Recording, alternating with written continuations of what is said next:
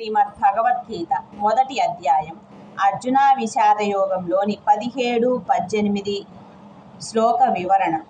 కాశీరాజు, దృష్టద్యుమ్నుడు, విరాటుడు, సాత్యకి, ద్రుపదుడు, ద్రౌపదీదేవి 5 కుమారుల గురించి ఇంకా అభిమన్యుడు గురించి ఇంతకు ముందు శ్లోకాలలో తెలుసుకున్నాం.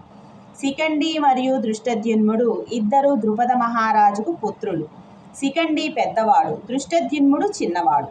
పూర్వం సంతానం లేనప్పుడు ద్రుపద మహారాజు శ్రీ శంకర భగవానుడిని ఉపాసించాడు. సంతానం కోసం అర్థించాడు. అప్పుడు నీకొక కుమార్తె కలుగుతుంది అని వరం ఇచ్చాడు. కానీ ద్రుపదుడు, భగవాన్ నాకు కుమార్తె వద్దు, ఒక పుత్రుణ్ణి ప్రసాదించండి అని వేడుకున్నాడు. అప్పుడు శంకరుడు ఇలా పలికెను, ఆ కన్య కొంతకాలానికి పుత్రరూపంగా మార్పు చెందగలదు అని వరమిచ్చాడు శంకరుడు. తరువాత కొంతకాలానికి ఒక కుమార్తె జన్మించింది. కానీ శివుడు మాటలపై విశ్వాసం ఉంచిన ద్రుపదుడు జన్మించింది కుమారుడు అని అందరికీ తెలియపరిచాడు. వాస్తవ విషయం మాత్రం ఎవ్వరికీ తెలియనివ్వలేదు. ఆ కుమార్తెకు మగవానిలాగానే శిఖండి అని పేరు పెట్టాడు. ఆ కుమార్తె పెరిగే కొద్దీ రాజకుమారులకు తగిన దుస్తులనే ధరింపజేసి యథావిధిగా విద్యాభ్యాసమును చేయించాడు. యుక్త వయసు రాగానే దశాన్న దేశరాజైన హిరణ్యవర్త కుమార్తెతో అతనికి వివాహం కూడా జరిపించాడు. అత్తగారింటికి వెళ్ళాక శిఖండి పురుషుడు కాదు, స్త్రీ అని తెలుసుకొని అత్తవారింటి వారు చాలా బాధపడ్డారు.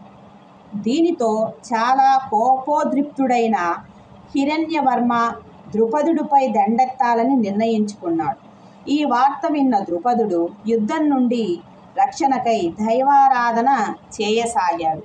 తన కారణంగా తండ్రికి అపాయం పొంచి ఉందని ఎంతగానో దుఃఖించి ప్రాణత్యాగం చెయ్యాలని నిర్ణయించుకొని ఎవరికీ తెలియకుండా ఇంటి నుండి అడవులకు వెళ్ళిపోయాడు శిఖండి. ఆ అడవిలో స్థూణాకర్ణుడు అనే పేరుగల ఐశ్వర్యవంతుడైన ఒక యక్షునితో పరిచయం ఏర్పడింది. శిఖండి వృత్తాంతం విని స్థూణాకర్ణుడు తన పురుషత్వమును శిఖండికి ఇచ్చి కొంతకాలం వరకు తను స్త్రీత్వమును గ్రహించాడు. పురుషత్వమును గ్రహించాక శిఖండి ఇంటికి వెళ్ళి తన వృత్తాంతం తల్లిదండ్రులకు తెలిపి వారిని ఓదార్చాడు. తర్వాత కొంతకాలానికి కుబేరుని శాపం వలన స్థూణాకర్ణుడు జీవితాంతం స్త్రీగానే ఉండిపోయాడు. ఈ విధంగా శిఖండి శాశ్వతంగా పురుషుడుగా మారిపోయాడు. శిఖండి గురించిన వృత్తాంతం అంతా భీష్మ పితామహారాజుకు తెలుసు కాబట్టే శిఖండి మీద అస్త్రాలను ప్రయోగించకూడదని నిర్ణయించుకుంటాడు.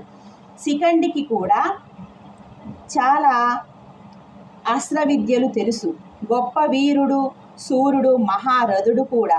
శిఖండి వృత్తాంతం శ్రీకృష్ణుడు పాండవుల 5 కాశీరాజు మొదలైన ప్రథమ వీరులు మరియు పాండవ శైలేమందలి ఎందరో రధికులు, మహారథులు, అతిరథులు అగు వారందరూ తమ తమ శంఖములను పూరించిరి. సంజయుడు ధృతరాష్ట్రునకు సూచించాడు.